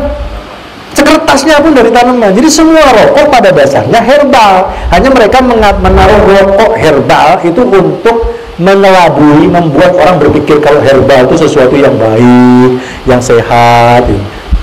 Sesat itu. Kalau dia rokok dibakar juga, berarti ada karbon monoksida juga, dan itu ada tembakonya. Bukan nggak ada tembakonya. Kalau isinya cuma rumput, itu mah nggak masalah. Tapi semacam ada tembakonya, itu tetap aja bahaya. Ya. Nah ini Pak, ini sebenarnya tadinya nggak ada nih, tapi saya sering diminta sekarang rokok elektrik ini. Rokok elektrik ini, kenapa sih kok sekarang ada rokok elektrik itu? Kenapa? Karena industri rokok itu sudah babak belur. Di seluruh dunia sudah menurun Pak. Semua pabrik rokok sudah menurun. Bahkan harga saham industri rokok itu sudah hancur lebur Pak. Di negara-negara maju sudah hampir, sudah hancur semua. Nah, tinggal di Indonesia. Di Indonesia aja yang masih luar biasa, masif, ya kan? Nah, industri rokok dia udah melihat masa depan industri rokok itu udah namanya sunset industry. Industri rokok itu disebutnya sunset industry. Apa artinya? Sunset industry adalah industri yang suatu saat pasti akan hilang, akan habis, akan punah. Habis. Dan kalau perokoknya menurun kan habis lama-lama. Ya kan? Nah, mereka ini melihat Indonesia yang diteropong sama dia. Indonesia aja nih yang masih membolehkan semuanya. Iklan rokok masih boleh, harganya masih murah, semuanya masih boleh. Sehingga mereka lari. Sampurna dibeli sama Philip Morris, ya kan? Kemudian Bentul dibeli sama BAT. KTNG itu pabrik rokok Korea, dia beli pabrik rokok di sini. Banyak pabrik rokok kita yang dibeli sama asing karena pabrik rokok itu melihat prospeknya di Indonesia masih cerah. Karena pemerintahnya masih lemah. Kemauan politiknya masih lemah. Itulah sebabnya mereka senang membeli pabrik rokok di sini, tinggal jalan menggantikan, ya kan? Sampurna itu dibeli sama Philip Morris sekarang luar biasa, labanya minimal 12 triliun per tahun, Pak. 12 triliun itu laba bersih, artinya digondol sama mereka, dibawa ke Amerika tuh 12 triliun. Yang paling banyak beli rokok siapa, Pak? Muslimin, ya kan? Yang dapat untungnya siapa? Ya mereka itu, Yahudi. Nah, rokok elektrik saya udah nggak usah jelaskan lagi ya. Oke, ini banyak rokok elektrik yang meledak. Ini orang ngerokok, rokoknya meledak, hampir putus kakinya tuh. Ini orang mulutnya karena dia ngisep langsung meledak di mulut, hancur tuh giginya, mulutnya rontok itu giginya. Ini juga lain lagi, giginya rompal gara-gara dia rokok elektriknya meledak di mulut. Nah, ada lagi. Nah, the next big thing, pernah lihat ini Pak? Pernah? Apa namanya? Shisha. Ini kalau saya di anak-anak sekolah, percaya nggak? Saya kalau ngomong sama anak-anak sekolah, saya kasih gambar ini. Saya sering Pak sama teman-teman saya, anak perempuan-perempuan. Saya sering sama teman-teman saya joinan Pak di cafe shisha ini. Mbak bayangkan. Apa katanya? Itu kan bukan rokok Pak. Itu buah, dari buah. Gitu. Nah, kalau dari buah, kita lihat. Nih, ini komponen utama dalam shisha itu, jorak yang dibakar itu. Pertama dibungkus tembakau. Tuh, yang pertama dari apa namanya tuh? Komponennya, yang pertama tobacco, molasses, ya, glycerin, and natural flavor. Natural flavor itu artinya perasa alami. Nggak ada buah di situ. Nggak ada buah. Itu hanya perasa alami. Nggak ada buah-buahannya. Memang dikasih perasa buah, tapi dia bukan buah. Ya, isinya tembakau. Tembakau itu kalau dikasih rasa stroberi, esen stroberi, kita taruh di tembakau, ya rasanya stroberi. Ya, jadi ini shisha ini bukan buah, bohong kalau dibilang buah. Ya, tertulis di bungkusnya shisha itu, tertulis, ya, oke. Nah itu dia, rasa stroberi, rasa apel, rasa two apples, rasa semangka, rasa cola, ada semua. Ya, sama itu bungkusnya tuh. Jadi kalau tinggal kita minta rasa apa, mau rasa cola, rasa stroberi, rasa apel, rasa semangka, ada semua. Jadi ini bukan buah-buahan, ya. Nah di Amerika sudah ada beberapa negara bagian yang mengharamkan atau melarang apa namanya shisha ini. Oke Pak, ini terakhir sebelum saya tutup, saya tunjukkan. Ini saya nggak jelasin kanker serangan jantung ya. Saya kasih ilustrasi saja. Ini orang namanya Brian Curtis. Ini orang namanya Brian Curtis. Brian Curtis ini usianya di foto ini 33 tahun. Dia merokok dari usia 13 tahun di Amerika. Oke? Coba kelihatan ya? Mukanya kelihatan nggak? Mukanya kelihatan? Ini Brian Curtis usia 33 tahun, dia sama anaknya tuh. Oke? Ini Brian Curtis hanya 2 bulan setelah foto yang pertama tadi. Ini kanker paru, Pak. Kanker paru itu kalau udah namanya stadium 4, dokter bilang, ini bawa pulang aja, seneng-senengin aja, kasih makan apa saja, ajak jalan-jalan kemana saja. Artinya apa? Ya, ngerti kan? Nggak ada harapan, ya. Memang semua umur di tangan Allah, Pak. Tapi kita menderita. Saya punya ibu mertua, Pak. Ibu mertua saya kena kanker payudara. Waktu tahun 2008, dokter sudah mengatakan ini 2 bulan lagi. Coba bayangkan, dokter udah bilang gitu, 2 bulan, 3 bulan, ajak kemana aja, kasih makan apa saja. Subhanallah masih hidup 6 tahun. 6 tahun masih hidup dengan kanker itu. Yang buat beli morfin, yang buat menahan sakit itu Pak, morfin. Itu beli morfin itu setiap minggu 2 juta buat beli morfinnya aja, Pak. Supaya nggak sakit.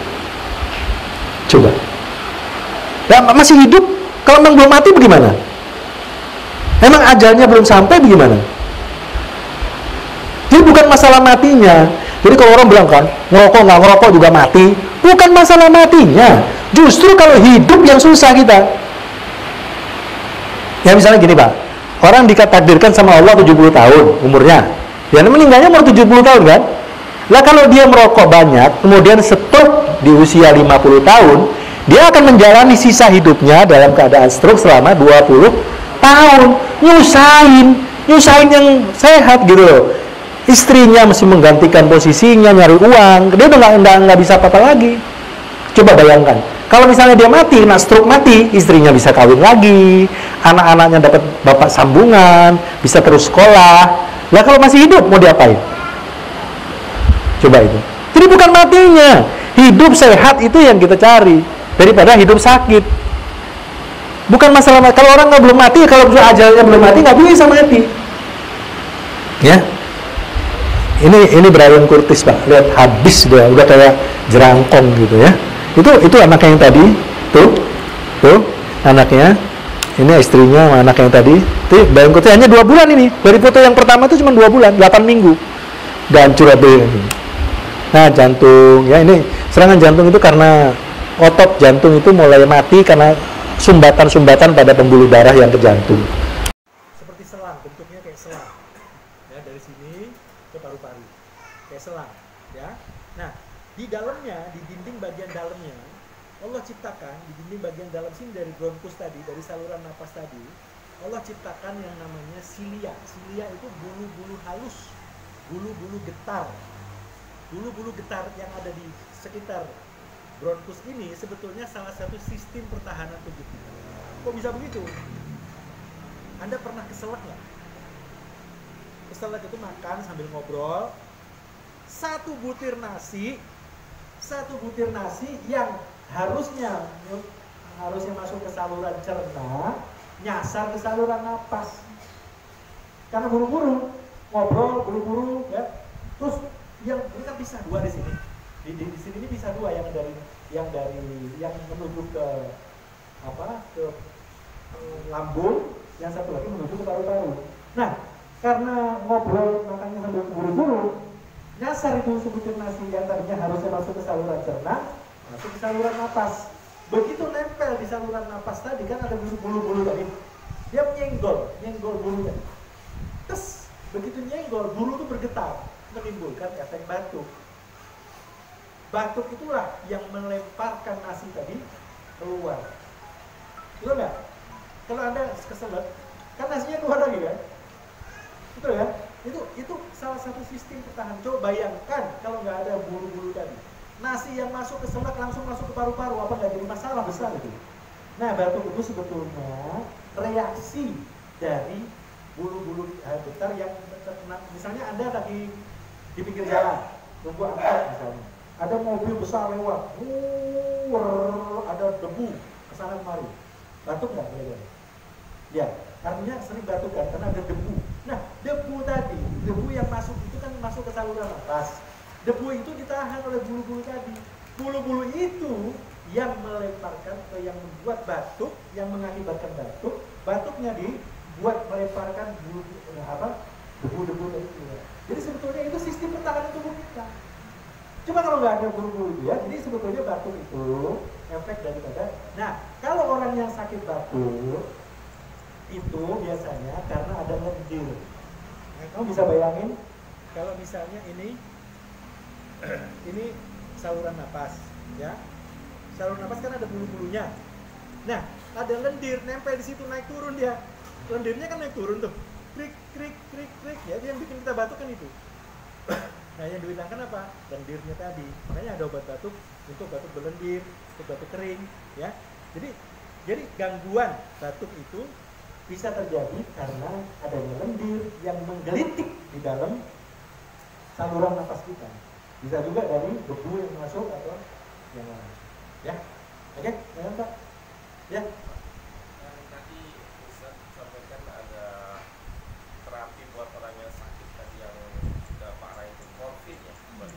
Ya, jadi gini Pak, morfin itu untuk menghilangkan rasa sakit. Itu dalam pengobatan syariat Islam boleh nggak? Itu masuk narkoba juga Pak? Gini ya, saya kira semua orang yang dioperasi itu pakai morfin Pak. Loh, kalau Anda dilakukan operasi sesar, itu kan pakai penghilang rasa.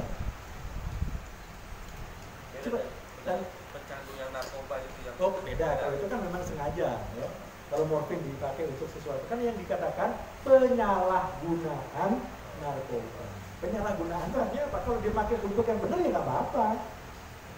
Narkoba itu penting, Pak. Artinya untuk pengobatan penting. Artinya untuk tujuan medis ya nggak apa-apa. Artinya maaf ya kalau masalah syariatnya, tolong tanyakan ke ustaz yang lain. Tapi bahwa itu diperlukan. Orang operasi sesar, itu kan dikasih bius. Nah bius itu apa? Ya salah satu jenis dari narkoba itu. Tapi itu sudah diukur, Pak. Jadi untuk misalnya operasi selama 15 menit, ya diukur 15 menit orang itu bangun. Makanya harus diselesaikan cepat-cepat. Sudah kan? Dan itu tidak membuat kecanduan. Karena kan tujuannya untuk melakukan pembiusan. Ya. Saya ada lagi Pak, Pak. Ya. Ya. Lagi. Solusi yang tepat kalau kita melihat keluarga kita nih yang masih usia semuanya SMP atau SMA, dia mulai merokok tuh apa solusinya, Ustaz? Oke. Jadi gini Pak, yang paling bagus kita lindungi mereka, jangan sampai ngubah itu dulu. Caranya bagaimana? Kalau masa kan Anda ini kan tidak merokok, kan banyak bapak-bapak yang merokok, ya kan? Minimal si bapak ini tidak terlihat merokok oleh anaknya. Kalau dia masih merokok, belum bisa berhenti, si bapak tidak boleh dilihat oleh anaknya ketika merokok. Jadi dia bisa punya tempat di ujung bagian belakang rumahnya untuk merokok, jangan di depan anak-anaknya. Karena yang terjadi ketika anak-anak itu melihat orang tuanya merokok, dia akan terpacu untuk mencoba. Jadi ketika dia tidak terlihat oleh anak-anaknya nggak tahu kalau dia merokok. Ya kan? Nah, yang terjadi ketika anak-anak melihat dia mencoba, nah ketika mencoba itulah masuk yang nikotin dari otak. Berkali saya prosesnya orang kecanduan itu masuk sampai di otak, melepas dopamin. Dopamin itu yang bikin orang merasa senang, bahagia. Tapi dopamin itu 15 menit habis, harus merokok lagi. Merokok lagi itu namanya kecanduan. Jadi paling bagus ya kita hindarkan anak-anak kita dari perilaku merokok, baik perilaku yang terlihat maupun perilaku yang dilakukan. Karena kalau sudah kecanduan ya memang sulit, Pak. Ya, tapi ya kalau misalnya dia sudah kecanduan banget nggak bisa, bawa aja ke rumah saya. Bisa lihat di YouTube kalau mau lihat cara terapinya. Di YouTube ketika ada nama saya Fuad Baraja, ada beberapa video saya gitu. Terapinya dikotak begini.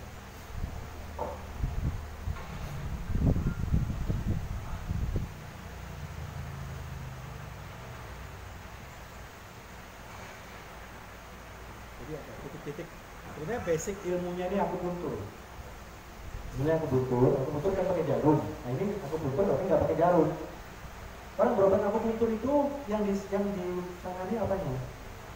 Energi tubuhnya. Jadi ketika orang itu punya masalah fisik maupun psikis, energi tubuhnya bermasalah.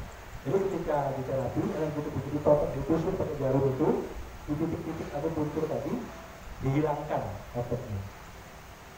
Jadi misalnya orang sakit migrain, nah titiknya yang ini, migrain sakit titiknya yang ini, sakit kanker titiknya yang ini, itu ada semua di tubuh kita. Ada 361 titik. Tapi dengan metode yang saya pelajari ini, itu semua disederhanakan hanya menjadi 18 titik saja. Jadi lebih mudah dipelajari, lebih mudah diaplikasikan. Ya, tanya dong. Tanya. Kalau tadi mungkin kan yang untuk yang lebih mudah, kalau saya mungkin ada beberapa mungkin sahabat-sahabat itu yang usianya mungkin lebih tua dari saya. Nah, mungkin langkah awalnya gimana sih? Jadi gini Pak, orang hampir semua pasien di klinik saya 90% itu mereka usianya sudah di atas 35. Apa artinya? Sudah ada efek buruk dari rokok itu. Jadi mereka itu berhenti merokok setelah sakit. Memang sakit di sini tidak langsung kena kanker atau jantung gitu. Tapi minimal mereka mengatakan, Pak sekarang ini kan saya bangun tidur pagi itu dada saya kayak ada yang neken Pak. Aduh Pak sekarang ini saya kalau olahraga sedikit sudah ngos-ngosan Pak. Aduh Pak sekarang saya naik tangga sedikit sudah gak kuat Pak. Itu semua efek rokok. Karena apa? Tenaga kita ini dibuatnya dari oksigen. Semakin banyak orang merokok, semakin banyak karbon monoksida yang masuk, oksigennya hilang. Semakin banyak oksigen yang hilang, jadi lemes kita. Gampangnya gitu, ya. Nah, jadi kalau ada orang yang mereka biasanya kalau yang punya keinginan untuk berhenti merokok, yang dewasa itu biasanya sudah punya masalah. Umumnya begitu. Jadi kalau saya tanya di pasien saya, Mas, sampai ini mau berhenti merokok, motivasinya apa? Gitu. Macam-macam. Saya sekarang kalau bangun itu, macam-macam. Saya gini Pak. Motivasinya tuh kebanyakan begitu. Ada juga, Pak, saya ini mau menikah, Pak. Calon istri saya nggak mau menikah kalau saya belum berhenti merokok. Nah, itu calon istri kau itu cerdas. Logikanya kalau kamu belum dapat dia, akhirnya kamu nggak bisa berhenti merokok. Bagaimana kalau udah dapetin dia?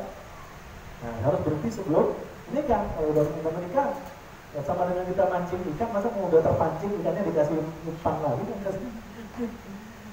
Ya. Jadi kebanyakan orang Indonesia berhenti merokok itu setelah sakit. Orang berhenti merokok di Indonesia ada 3: sadar, sakit, mati. Yang mati pasti berhenti ya. Tapi yang paling banyak itu yang sakit. Kalau yang sadar, saya sadar rokok ini nggak baik, saya berhenti. Itu sedikit sekali.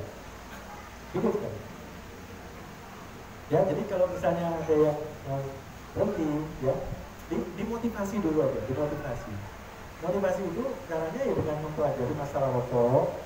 Ya kalau saya bukan dulu beli buku, tapi buku-buku saya itu cerita-cerita tentang masalah rokok, aneka. Jadi mulai masalah kecanduan, masalah contoh-contoh motivasi, ada 700 cerita lebih dalam 3 buku itu. Itu kalau orang baca itu, banyak orang yang bilang gini, Pak, saya baca buku Bapak, saya berhenti merokok. Itu orang yang hatinya masih terbuka, ya. Tapi kalau hatinya udah tertutup, Bapak saya merokok juga nggak mati-mati. Kalau yang kayak gitu itu udah nggak usah dijak ngomong, buang energi, ya. Banyak itu. Ada di Serang waktu itu, saya seminar, pas ada sesi tanya jawab, dia bilang, Pak, saya ini nggak setuju dengan Bapak. Itu kenapa? Kakek saya perokok berat, dia meninggal umur 103. Bapak saya perokok berat, meninggal umur 78. Coba bayangkan. Dari kakeknya ke bapaknya sudah turun 25 tahun. Apa yang menjamin dia akan seperti umur bapaknya? Ya kan? Dari kakek ke bapaknya aja udah terkurangi 25 tahun. Dia kira-kira umurnya 40-an. Dia yakin banget bahwa dia akan seumur bapaknya atau kakeknya. Dari kakek ke bapak itu turun 25 tahun. Ya, silakan. Ya. Ada sebenarnya. Ini kalau kita di lingkungan kita nih, ya, di masjid lah, ya, ada mungkin teman kita yang rokok. Nah itu cara kiat kita nasihatnya gimana Pak yang bagus? Ya, apa yang saya sampaikan tadi ini, saya sampaikan. Karena kita selama ini mungkin belum pernah mengalami orang yang, ya pokoknya macam-macam dari apa yang saya sampaikan tadi, kan menjelaskan semua dari masalah rokok. Jadi sampaikan aja.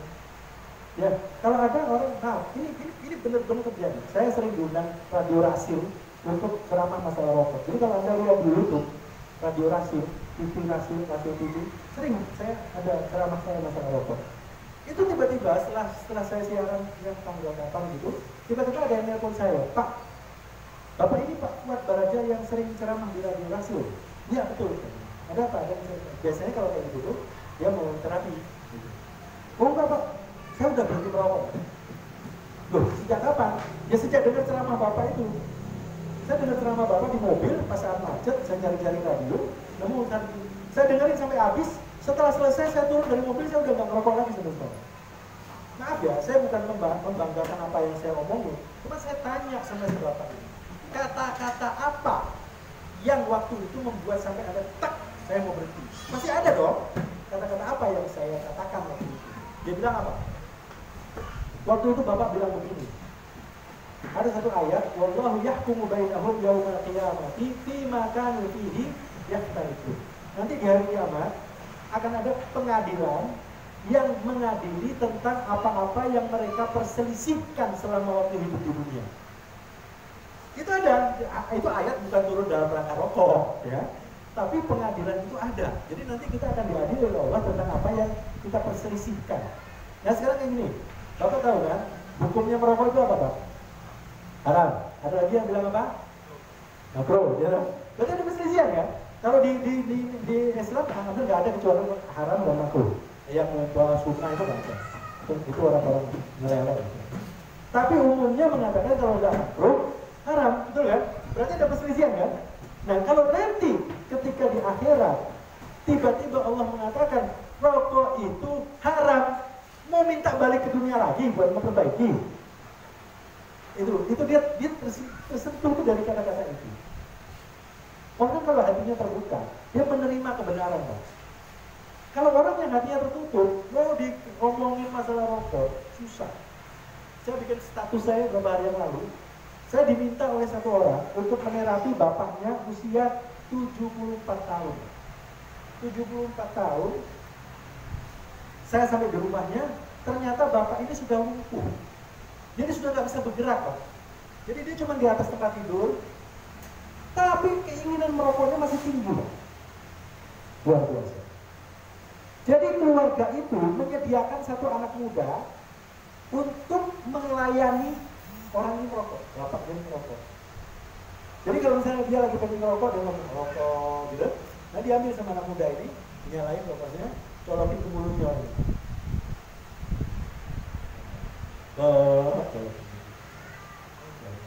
Orang sudah ditarik, masih merokoknya masih seperti ini. Saya terapi 3 hari berturut-turut, pola merokoknya tidak berubah sama sekali, udah 20 batang. Saya tinggal, masalah saya nggak mampu. Karena apa? Orang ini tidak punya keinginan. Yang punya keinginan siapa? Anaknya. Jadi terapi apapun, ya itu dasarnya harus orangnya punya keinginan. Karena kalau orang punya keinginan ditambah motivasi yang kuat, nggak pakai di terapi juga berarti banyak. Masih ada berapa menit tadi? Berapa menit tadi? Berapa menit tadi? 7 menit, Pak. 7 menit. Ya? 7 menit. Saya tanya berapa menit? Terbuka. Oke. Jadi tadi saya katakan ada orang-orang yang berhenti merokok tanpa terapi, nggak masuk akal. Saya datang ke rumahnya, saya konfirmasi cerita ini benar apa enggak. Saya kasih contoh, Pak Abdurrahman Al-Jufri tinggalnya di dekat kebun binatang Ragunan, saya masih ingat rumahnya. Bapak ini berhenti merokok di usia 90 tahun. Berhenti merokoknya usia 90. Ya, mulai merokoknya umur berapa dulu? Saya tanya, Bib, Antum benar berhenti merokok? Iya, kapan? 2 tahun yang lalu. Waktu saya umur 90. Dan itu merokoknya dari umur berapa? Dari umur 20. Berarti merokoknya berapa tahun, Pak? 70 tahun. Dia bisa berhenti merokok tanpa terapi, tanpa apa? Karena kuatnya motivasi. Apa ceritanya? Pak Habib ini dia nggak tahu masalah. Dia bilang saya ini dulu nggak tahu masalah rokok. Ya seperti orang butuh makan, dia lapar, makan. Kalau haus, minum. Kalau pengen ngerokok, ya ngerokok aja. Tadinya dia bilang gitu, saya nggak ngerti betul. Sampai satu hari, cucu beliau itu sudah dokter spesialis penyakit dalam, namanya dokter Talib atau dokter Abdul Talib. Dokter terkenal di FNC Jakarta. Dijelasin sama kakek ini, cukup sudah 70 tahun Anda bakar dulu dengan rokok. Cukup, berhentilah rokoknya. Rokok itu begini dijelasin sama dokter ya. Ketika dijelaskan sampai kepada serangan jantung, rupanya di keluarga itu ada beberapa orang yang meninggal karena serangan jantung akibat rokok. Begitu dijelasin masalah serangan jantung, langsung dia berhenti. Apa dia bilang? Kalau sampai saya tidak berhenti merokok dan saya merokok terus, saya kena serangan jantung, sementara saya baru dikasih tahu bahwa rokok itu bisa bikin serangan jantung, saya tetap merokok, maka sama Allah saya digolongkan orang bunuh diri. Pak, kopi ini ada cyanidanya, Pak. Kalau sampean minum mati. Diminum beneran, mati, bunuh diri nggak? Nah, rokok itu kurang apa? Merokok membunuhmu. Kurang apa ya, Pak? Ya kan? Jelas ilmu kanker, serangan jantung, impotensi, segala macam itu jelas tuh kan? Itu kan baratul biaidikum ila tahlukah. Jangan kau campakkan dirimu ke dalam kebinasaan. Nah, si bapak ini dia bilang kalau sampai saya digolongkan orang bunuh diri karena masih merokok sampai kena serangan jantung mati, maka tangannya begini. Saya ingat sekali tangannya begini-begini. 75 tahun sholat saya nggak diterima sama Allah. Subhanallah. Orang 90 tahun masih bening apalagi. Masih bisa menerima. Sekarang anak muda-muda aja diajak ngomong kayak gitu, alah bapak saya merokok nggak pernah mati, ya gitu loh.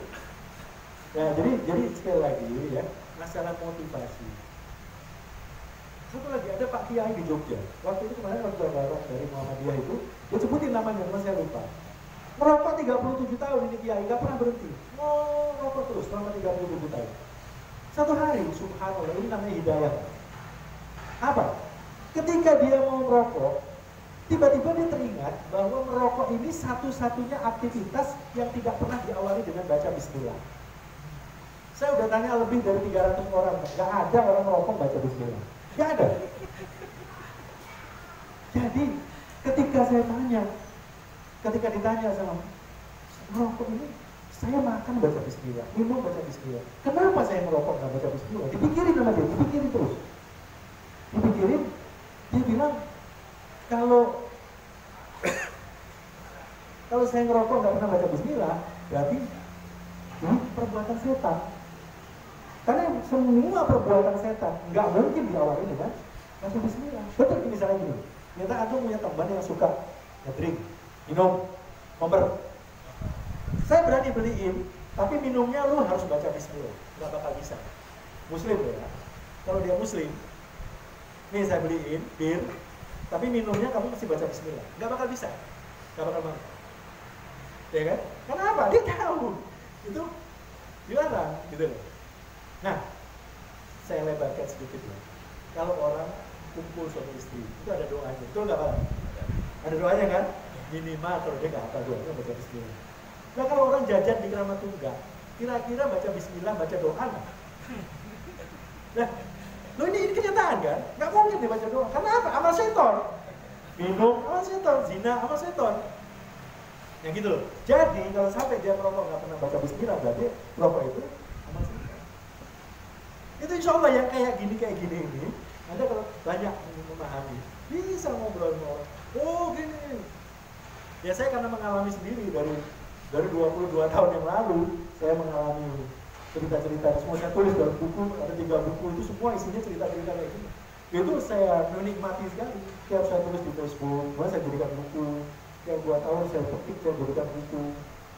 Karena saya melewati, saya mengalami kayak gitu. Kalau masih ada, kalau bisa baca, ya. Oh, senang. Kalau ada teman kita sudah stop merokok ya.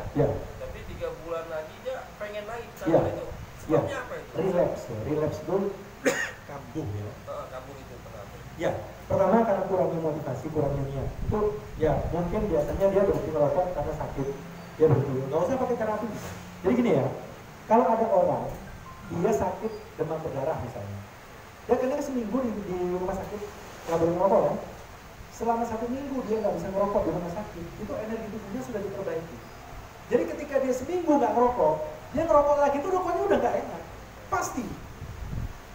Orang yang sudah bisa bertahan seminggu nggak ngerokok, seminggu 10 hari nggak ngerokok, itu ketika dia ngerokok lagi, rokoknya udah nggak enak. Itu sebetulnya tinggal diterusin di kita aja. Tapi karena dia motivasinya nggak ngerokok karena sakit, ya ketika dia sembuh, ngerokok lagi. Ada ibu-ibu bilang sama saya, 2 orang malah datang ke klinik saya, dia bilang, Pak, saya ketika kehamilan saya dinyatakan positif, begitu tes kehamilan dinyatakan positif, saya berhenti rokok itu tanpa menyentuh lagi. Begitu hari itu dinyatakan positif, saya nggak rokok lagi. Sampai kapan? Sampai saya habis menyusui 2 tahun, saya pisah, saya sapi, dengan menyusui lagi, saya ngerokok lagi.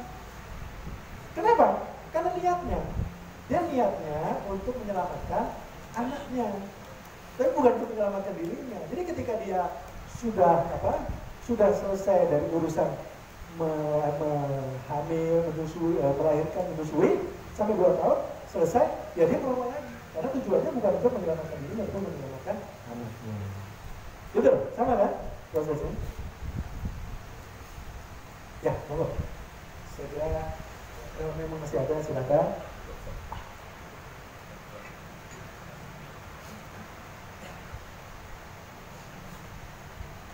Enggak masalah. Kira-kira materi yang saya sampaikan tadi ngefek nggak? Kira-kira kalau orang masih punya akal gitu, ulul albab gitu, yang rokok, kira-kira ngefek nggak gitu? Sudah dijelaskan sampai gitu ya. Jadi motivasi Pak, berhenti merokok itu dua, niat sama motivasi. Kalau yang namanya niat, hampir semua perokok punya niat. Tanya saja orang yang merokok ini, lu punya keinginan nggak sih buat berhenti merokok? Saya yakin 90% mengatakan pengen berhenti. Tapi ya itu tadi, motivasinya kurang. Akibatnya apa? Ya, susah kalau motivasinya kurang. Saya nggak merokok, Ustaz, gara-gara melihat orang tua saya merokok. Jadi anda termotivasi untuk tidak merokok, Iya, gitu kan? betul. Kenapa? Lihat langsung. Iya. Banyak. Apalagi saya sering buat di rumah sakit, kata dokter, jangan merokok Pak, kalau bapak tinggal kecil lagi, hancur. Tapi merokok terus, begitu udah nggak bisa ngisap lagi baru udah sesak apa kan ngisap, batuk. Betul. sesak Itu apa. sama-sama kayak gitu kan. Iya. Ada orang berhenti merokok musuh. Ada orang namanya saya lupa namanya, tapi dia tuh dulu manajer di Bank DKI. Bank DKI. Dia cerita sama saya. Dia undang saya ke kantornya hanya untuk menceritakan kebodohannya dia. Saya undang kamu ke sini, saya pengen kamu lihat betapa bodohnya saya. Saya ini udah kena kanker usus, Pak. Dan dokter semua bilang itu dari rokok. Nanti saya jelaskan kalau bilang dia. Ususnya dipotong 41 cm, Pak. Ususnya sudah dipotong, dibuang 41 cm gara-gara rokok. 2 tahun dia merokok lagi. Itu dasarnya rokok itu begitu. Jadi yang paling bagus ya tidak memulai, ya. The best way not to smoke is not to start. Cara yang paling mudah untuk tidak merokok, ya tidak memulai. Jadi kan bapak ini bisa tidak memulai karena dia tahu kalau saya merokok bisa kayak bapak saya gitu kan. Oh gitu? Oh gitu? Sekarang?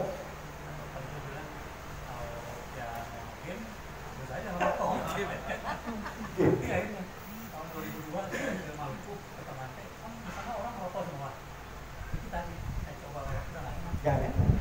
Jadi gini loh, Pak.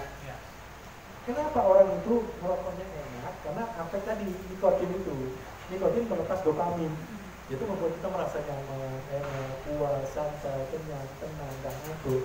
Tapi begitu nikotin itu habis, ya kita suntuk lagi gitu, harus ngisi lagi. Nah, kalau orang yang sudah kena efek sesuatu, ya, saya bilang tadi kan, hampir semua pasien saya berhentinya ketika kita efek sakit. Sama. Saya banyak. Pasien-pasien saya itu minimal, saya ini kalau naik tangga udah gak kuat. Hampir semuanya. Apalagi lihat gambar paru-paru tadi, Pak. Paru-paru itu Allah kasih dalam keadaan baik, Pak. Allah ciptakan paru-paru kepada kita dalam keadaan bagus, excellent. Nah kalau balik ke Allah dalam keadaan hitam kayak arung kayak tadi, Pak, bagaimana Allah akan ridho sama kita? Betul nggak? Nah, kita dikasih. Sekarang gini, Pak. Tujuan penciptaan manusia apa? Kita tahu, itu menyembah. Wa ma khalaqtul jinna wal insa illa liya'budun. Itu sudah nggak ada perdebatan. Allah menciptakan manusia untuk menyembah. Ya? Jinna wal insa, malaikat, jin semua diciptakan untuk menyembah kepada Allah. Oke? Nah, untuk bisa menyembah pada Allah, sama Allah dikasih modalnya. Badannya sehat, badannya kuat, paru-parunya bagus, jantungnya bagus. Dengan semua organ tubuhnya bagus, dia bisa melakukan peribadatan dengan baik. Betul apa enggak? Nah kalau sudah kankernya sudah menjalar kemana-mana, duduk-duduk aja udah nggak bisa, ya udah. Lalu malah alih, udah nggak ada yang bisa diambil dari dia. Itu kan sudah sangat buruk, ya. Jadi kita ini as-sihhatu tajun ala ru'usil as-sihhah la yaraha illa al-fardh. Itu orang bilang as-sihhatu, kesehatan itu tajun, mahkota di atas kepala orang-orang yang sehat. Masalahnya, nggak ada yang bisa melihat mahkota itu kecuali orang yang sakit. Begitu orang sakit, baru tahu harganya mahkota itu. Sama dengan orang merasa sumurnya, waktu sumurnya masih banyak airnya, dia pakai air itu buang-buang, boros-borosin. Begitu sumurnya kering, baru dia hemat-hemat. Betul ya? Orang masih sehat, ngerokok terus. Begitu udah nggak sehat, baru berhenti. ya, Anda bisa berhenti dengan mudah tanpa karena motivasinya kuat. Kalau Anda mau game, Anda merokok terus ya, daripada game gara-gara rokok gimana? Ya, jadi semua itu menjadikan motivasi. Sekali lagi ingat dan motivasi. Motivasinya apa? Karena rokok sekarang mahal Pak. Duit saya habis buat beli rokok. Itu motivasi bagus, tapi kurang kuat. Jadi misalnya sekarang harga rokok naik nih, saya mau beli rokok karena harganya sekarang tinggi, mahal. Setahun kemudian Allah kasih rezeki saya banyak, duit saya miliar-miliaran. Nggak ada masalah dengan duit, dia ngerokok lagi karena motivasinya untuk menghemat. Karena duitnya udah banyak, kalau beli rokok nggak masalah. Ya, itu aja ya, cukup ya. Kalau masih ada silakan. Bikin mudah-mudahan bermanfaat buat semuanya. Saya itu diminta pada Allah subhanahu wa ta'ala bihamdik asyhadu an la ilaha illa anta astaghfiruka wa atubu ilaik. Assalamualaikum warahmatullahi wabarakatuh.